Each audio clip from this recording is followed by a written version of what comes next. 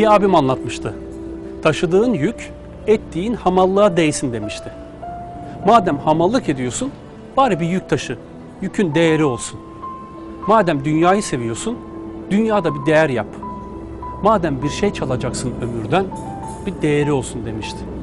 Hani diyoruz ya dostlar, dünyaya daldık, Allah'ı unuttuk diye. Peki bu daldığımız dünyada ne iş başardık biz? Hani hamallığını ettik de neye yaradı, ne kazandık? Elle tutulur ne yaptık kardeşim bu zamana kadar? 20, 30, belki 50 yaşında geldik de elimizde ne var? Ne ektik, ne biçtik daldığımız bu dünyadan? Yoksa bir şey dile gelen, bırakalım artık bu perdeyi. Bu perdede dünya sinemasını izlemeyi. Basalım düğmeye, kaldıralım şu dünya perdesini. Mesnevisinde diyor ya Mevlana, ey oğul, kır zincirlerini, ne zamana kadar altın ve gümüşün peşinden koşacaksın? Kıralım şu zincirleri derttaş. Kurtulalım artık şu altın ve gümüş peşinden koşmaktan. Elimize bir şey geçtiği de yok ya zaten. Sözün özü bu işte.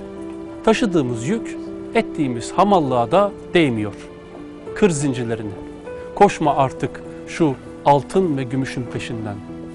Eyvallah. Siz de bizim gibi düşünüyor, hissediyor, bu videoların insanlara, gençlere faydalı olduğuna inanıyorsanız beğeni, yorum ve paylaşımlarınızla destek olabilirsiniz. Eyvallah.